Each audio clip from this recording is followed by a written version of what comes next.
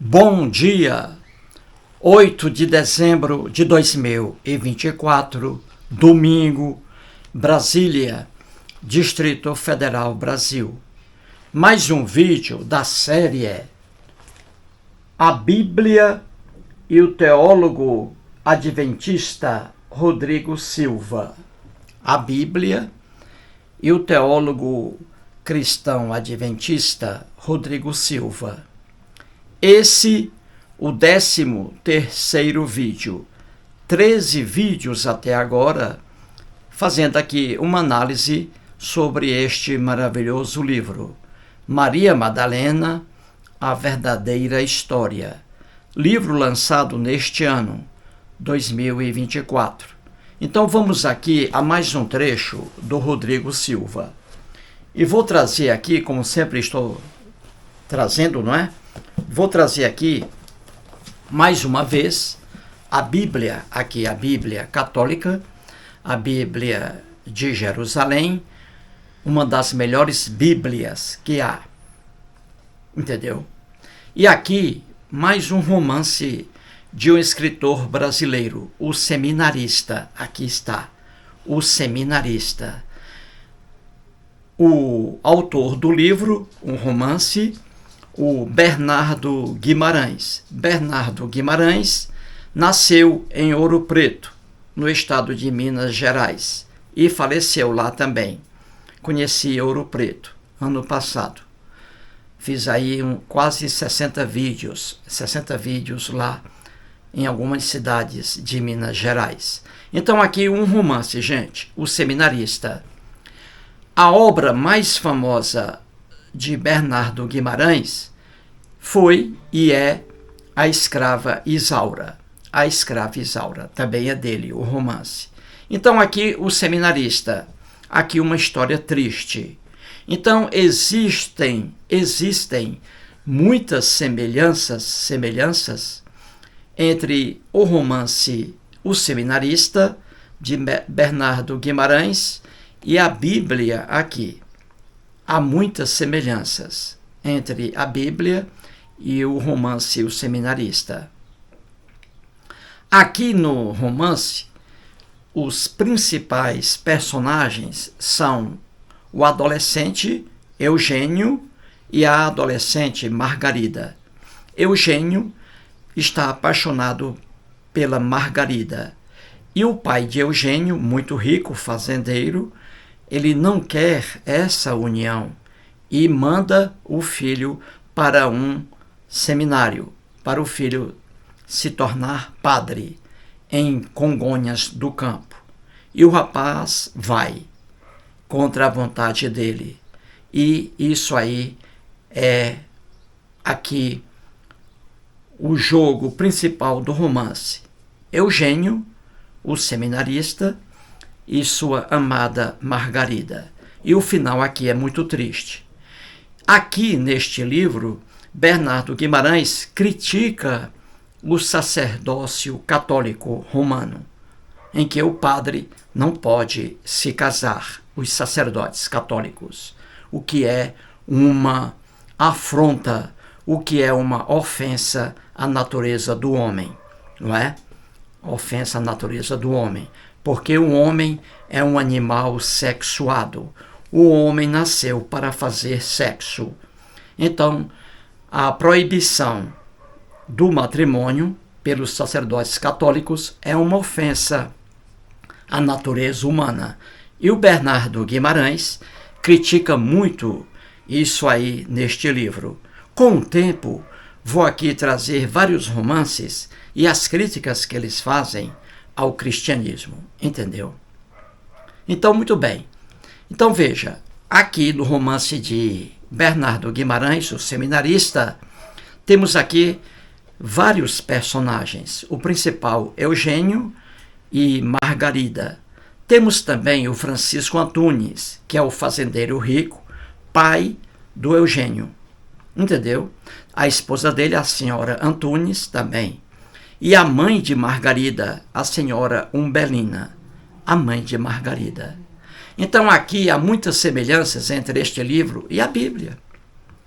O Eugênio, que está aqui no livro, nunca existiu. É uma criação do escritor Bernardo Guimarães. Mas o Eugênio ganha vida aqui. Ele é um jovem, ele é adolescente, ele é mandado para o seminário para se formar padre por desejo do pai e da mãe, entendeu? Porque querem afastá-lo da namorada Margarida, entendeu? Então a Margarida nunca existiu, mas aqui ela existe. Ela tem sentimentos, ela sente dores, ela sente alegria, ela sente tristeza, entendeu? Então aqui vários personagens que nunca existiram, mas que existem aqui na obra de Bernardo Guimarães. A mesma coisa a Bíblia. Vários personagens aqui que não existem de fato, mas existem na Bíblia. Deus, demônios, anjos, entendeu? Então, veja as semelhanças. Personagens fictícios no romance O Seminarista e personagens fictícios também na Bíblia. Adão e Eva nunca existiram, mas aqui na Bíblia eles criam, eles inventam, eles falam, entendeu? Adão e Eva nunca existiram, mas aqui na Bíblia sim, como também o Eugênio e a Margarida aqui no romance de Bernardo Guimarães. Entendeu, gente?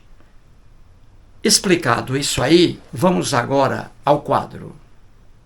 Muito bem, temos aí Rodrigo Silva. À esquerda, letra A.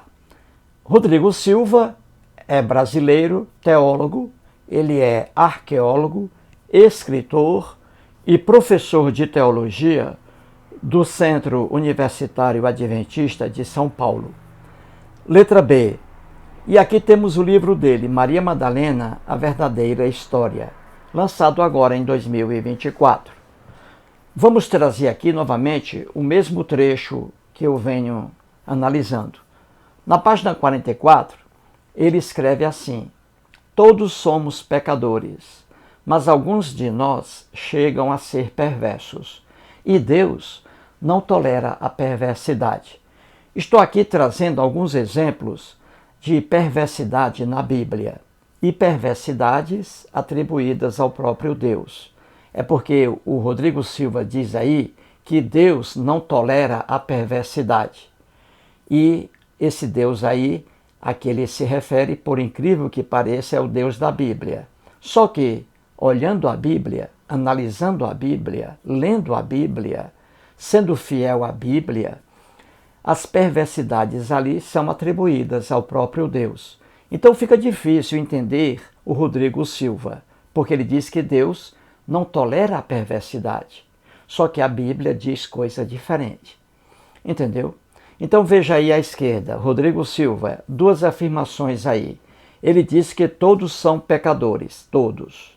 Todos os seres humanos são pecadores.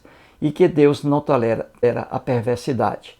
Então, rapidamente aí, nessa afirmação primeira, todos são pecadores, mais um erro do cristianismo.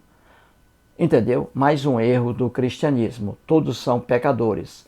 Uma visão errônea do cristianismo. Na verdade, todos são pecadores. Veja, para uma pessoa ser considerada pecadora, a pessoa tem que transgredir uma lei, não é? Uma lei, transgredir. E para transgredir uma lei, essa pessoa tem que ter consciência, não é isso, gente? A consciência é que traz a responsabilidade para o homem, a consciência. Se o homem não tiver consciência do que está fazendo, não pode ser pecador, não é isso? Não pode cometer crimes, porque ele não tem ciência, ele não tem a consciência. Então, para que uma pessoa seja considerada pecadora, é preciso que a pessoa tenha consciência. Então não é verdade, como diz o Rodrigo Silva, que todos são pecadores. Não. Veja uma criança dentro do útero da mãe ainda, uma criança. Ali um feto, né? Um feto já. Imagine aí uma criança com 9 meses. A mãe já está para parir aquela criança. Uma criança com 9 meses, dentro do útero da mãe, Essa criança, todo mundo entende isso. Essa criança não é pecadora, coitada. Ela nada fez, não tem consciência. Então ela não pode ser pecadora, entendeu? Aí quando essa criança nasce, vem o parto, né? Vem o parto. E ali a criança nasce. Um dia já a criança, 2 dias. Uma criança com 5 dias de vida não é pecadora, mas para o cristianismo é. Que loucura, não é? O Rodrigo Silva diz aí, todos são pecadores. Uma criança que nasce hoje, sai do útero da mãe, a criancinha inocente, essa criança não é pecadora, entendeu? Então todos não são pecadores.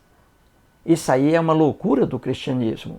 Outra coisa, uma pessoa que nasce, uma criança sai do útero da mãe, totalmente paralítica, paralisia cerebral. Uma criança que tem paralisia cerebral, e são milhões na Terra. Crianças com paralisia mental não sabem o que estão fazendo. Então, essas crianças são seres humanos, mas não são pecadoras. Entendeu? Uma criança com paralisia cerebral não sabe o que faz, não tem consciência. Então, não é pecadora. Entendeu? Mas para o cristianismo é. Que loucura, não é? Então, essa afirmação do Rodrigo Silva de que todos são pecadores não tem sustentação alguma. Certinho, gente? Mas estamos analisando aqui a segunda afirmação dele, é a de que Deus não tolera a perversidade. Ora, estou mostrando aqui o contrário e trazendo o principal livro do cristianismo, a Bíblia cristã. E lá na Bíblia cristã é dito o contrário. Muitas perversidades, a quase totalidade das perversidades que estão na Bíblia, é atribuída ao próprio Deus. Então é difícil entender o Rodrigo Silva, porque ele diz que Deus não tolera a perversidade. Só que a Bíblia diz coisa diferente. E vou trazer aqui mais um exemplo, muito conhecido. Se eu fosse aqui pegar a Bíblia por completo e trazer as perversidades que são atribuídas a Deus, eu precisaria de, no mínimo, 5.000 vídeos. Mas eu estou trazendo alguns exemplos bem conhecidos do povo. Então veja aí na letra C, abaixo à esquerda, a Bíblia. Veja aí, a quase totalidade das perversidades que estão na Bíblia é atribuída ao próprio Deus. Entendeu? A gente tem até a impressão de que o Rodrigo Silva está falando de outro Deus e não do Deus da Bíblia. A gente tem essa impressão aí, mas é o Deus da Bíblia. Entendeu? Então vamos aqui trazer mais um exemplo de perversidade atribuída ao próprio Deus. Vamos lá. Veja no centro do quadro, a lenda de Jó. Jó é um livro, por completo, um livro com 42 capítulos que estão no Velho Testamento da Bíblia cristã, que não é velho para os judeus. Então ali é a lenda de Jó.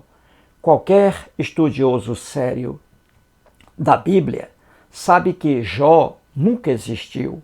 É como o Eugênio no romance de Bernardo Guimarães, o seminarista. Eugênio ali, ele ganha vida, mas ele nunca existiu. A mesma coisa o Jó na Bíblia. O Jó nunca existiu, mas ele ganha vida na Bíblia. E ele sofreu muito por causa de Deus e Satanás, entendeu? É a lenda de Jó. Então Jó é um livro da Bíblia. Então veja aí no centro, a letra D, a lenda de Jó. Então Jó na Bíblia, o livro. E os capítulos 1 a 42. Vou explicar aqui onde está a perversidade. Então vamos aí na lenda que foi escrita, inventada por algum escritor hebreu. E ele criou o personagem Jó. Então veja aí no quadro no centro. Jó, no livro de Jó, capítulo 1, versículo 1, ali é dito que o Jó, veja, era um homem íntegro, veja no quadro, era um homem reto, era um homem temente a Deus e era um homem que estava longe do mal. Veja no quadro aí. Então, se você ler o livro de Jó, capítulo 1, versículo 1, está dito isso aí, que Jó era íntegro, reto, temente a Deus e um homem que estava longe do mal. Muito bem. E veja aí a família de Jó, como era formada. A família de Jó. Isso aí está no livro de Jó, capítulo 1, versículo 2. A família de Jó. Então a família de Jó era composta pelo próprio Jó, veja aí, pela esposa dele e por 10 filhos. O Jó tinha 10 filhos, ele e a esposa. 7 homens, veja no quadro aí, e 3 mulheres. Vai entendendo. Isso aí está em Jó, capítulo 1, versículo 2. E qual era o patrimônio de Jó, hein? Quais eram os bens que ele tinha? Jó, um homem muito rico. Veja no quadro.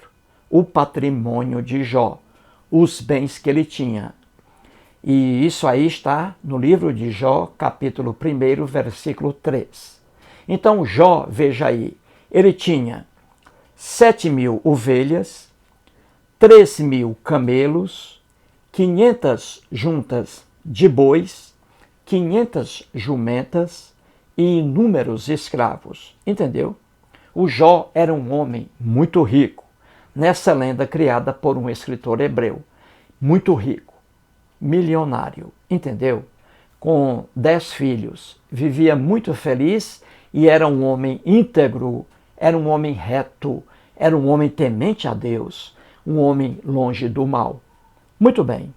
E aconteceu o que, gente? Aconteceu uma desgraça, uma perversidade grande contra o pobre Jó e a família dele. Veja agora à direita aí.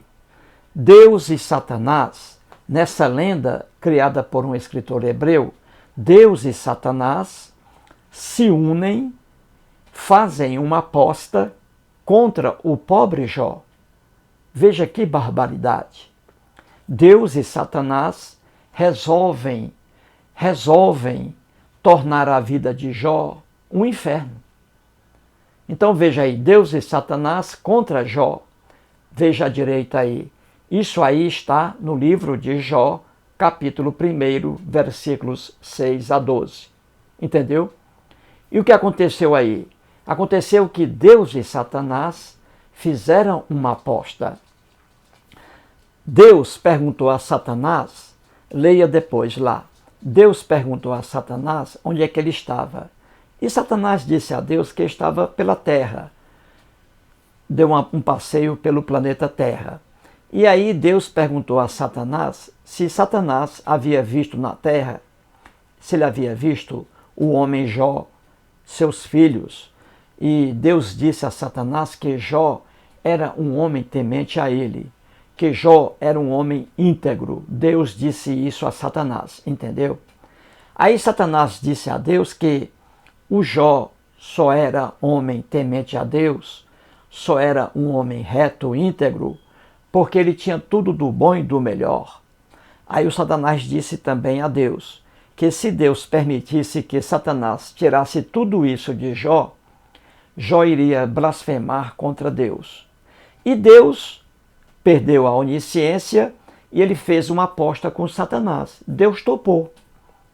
Por incrível que pareça, Deus topou a aposta. Satanás apostou e Deus foi na conversa do Satanás. Entendeu? É o que está na lenda de Jó, na Bíblia, sem estuprar o texto bíblico. Então Deus disse a Satanás que Satanás podia tirar todos os bens de Jó, que Satanás podia matar todos os filhos de Jó, porque Deus tinha certeza de que Jó não blasfemaria. Eis a aposta aí, por incrível que pareça. Muito bem, já que Deus permitiu que Satanás tirasse tudo de Jó, Satanás assim o fez, entendeu? Então veja aí à direita as perversidades contra Jó. Jó perdeu tudo o que tinha, ficou apenas com a esposa, coitado. E isso um acordo, uma aposta feita por Deus e Satanás contra o pobre Jó. Então veja aí o que é que o Jó perdeu, à direita. Vamos lá. Jó perdeu, olha aí, vamos lá. Os bois e as jumentas de Jó foram roubados. Olha aí. Os escravos de Jó foram assassinados. Fogo do céu queimou as ovelhas de Jó. Ele tinha 7.000 ovelhas, foram queimadas. Os camelos. Jó tinha 3.000 camelos, pois todos os camelos foram roubados. Veja aí. Jó tinha 10 filhos. Os filhos de Jó foram mortos também. Um vento forte derrubou a casa e matou os filhos de Jó. O pobre Jó e a esposa perderam 10 filhos. Que coisa triste. E Jó também ficou cheio de tumores malignos. Veja aí. Tudo isso aí, todas essas desgraças na vida de Jó, que não merecia isso. Porque ele era um homem íntegro, ele era um homem reto, temente a Deus, e um homem que estava longe do mal. Ele não merecia isso. Só que Deus caiu na conversa do Satanás, na aposta. Deus perdeu a onisciência, não sabia que Jó realmente o amava, e aí fez a aposta com Satanás. Entendeu? Muito bem. Tudo isso aí, gente, o Jó perdendo tudo que tinha, você encontra no livro de Jó, veja aí à direita, capítulo 1, versículos 13 a 22, e Jó, capítulo 2, versículos 1 a 7. Muito bem. Depois de tudo isso aí, o Jó ficou só com a esposa dele, coitado. Perdeu 10 filhos, perdeu os bens que ele tinha, e ele não blasfemou contra Deus. Entendeu? Então Deus ganhou a aposta. Veja aí à direita. Deus ganhou a aposta. O Jó, perdendo tudo que tinha, não blasfemou contra Deus. Entendeu? Aí Deus ficou satisfeito. Por favor, não ria, que você está atrapalhando minha explicação aqui. Eu sempre peço de forma educada, quando eu estiver aqui falando, você fique aí em sua casa, em seu apartamento, em sua fazenda, você fique aí calado, não ria. Você está rindo aí, ó, atrapalha a minha explicação aqui. É o que eu peço, deixe para rir depois. Pois bem, então Deus ganhou a aposta, entendeu? O Jó não blasfemou contra Deus. E Deus, em agradecimento, você está rindo de novo, né? Eu vou parar de fazer vídeo, você fica rindo. Aí Deus, em agradecimento, retribuiu a Jó em dobro tudo que Jó havia possuído. Veja aí. Isso aí está no livro de Jó, capítulo 42, versículos 10 a 17. Então Deus deu tudo o que Jó havia perdido em dobro, como agradecimento. Por favor, não ria, por favor. Entendeu, gente? Então veja aí o que é que Jó recebeu em dobro. Veja aí, abaixo à direita. Veja depois, em Jó, capítulo 42, o último capítulo, versículos 10 a 17. Então Jó ganhou em dobro de Deus, veja. Jó ganhou 14.000 ovelhas, veja abaixo à direita. 14.000 ovelhas, ele ganhou. Por quê? Porque ele tinha 7.000 ovelhas, vezes 2, 14. Entendeu? Jó ganhou também 6.000 camelos, porque ele tinha 3, vezes 2, 6, o dobro. Olha aí. Jó ganhou 1.000 juntas de bois. Por quê? Porque ele tinha 500 juntas de bois. E agora ganhou o dobro, 1.000. Jó ganhou também 1.000 jumentas. Por quê? Porque ele tinha 500 jumentas. O dobro, 1.000. E agora veja o erro na Bíblia. Jó ganhou aí à direita, Jó ganhou 7 filhos. Veja aí, 7 filhos e 3 filhas. E aí o erro na Bíblia, o erro no número. Como tudo que está aí é em dobro, então Jó deveria ter recebido de Deus em dobro, né? Jó tinha 7 filhos e recebeu 7. Seria 14. Entendeu o erro da Bíblia na numeração? Porque Deus aí deu a Jó em dobro tudo o que ele havia possuído. E tudo que está aí é em dobro, menos os filhos e filhas, ó, o erro aí na Bíblia. Então aí Deus deu a Jó 7 filhos. E aí faltou o quê? Faltaram mais 7. O certo seria 14 filhos, o dobro de 7, porque Jó tinha 7. E mulheres aí, filhas, Deus deu 3 filhas, quando deveria ter dado 6, não é? O dobro de 3, não é isso?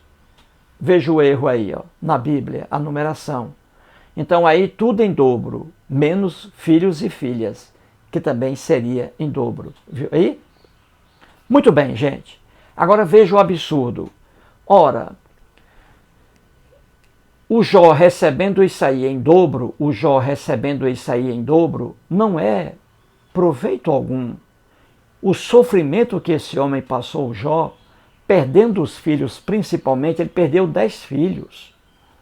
Um pai que perde um filho não quer receber 2. Um pai que perde 7 filhos não quer ganhar o dobro, 14.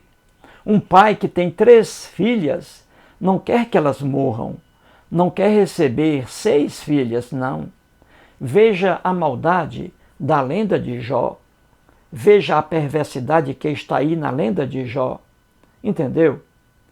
Um pai que perde um filho não quer ganhar 2. Você não chega para um pai e diz assim, olha, mate seu filho que eu vou lhe dar 2. Isso é desumano. E é isso aí que está na lenda de Jó. Que coisa horrível. Jó aí perdeu 10 filhos. 10. E Deus aí disse que ia dar em dobro, como se isso fosse uma coisa maravilhosa. Entendeu? Isso aí é uma coisa hedionda. Repito, um pai que perde um filho, o pai não quer perder o filho para ganhar 2, o dobro. Não. Um pai não quer perder 7.000 ovelhas para ganhar 14.000 ovelhas. Não. Ele está feliz com as 7.000 ovelhas. Entendeu? Então você vê a monstruosidade do texto bíblico, que isso nada tem a ver com amor. O hebreu que inventou essa lenda de Jó não tinha uma noção boa de amor, de fraternidade. Entendeu?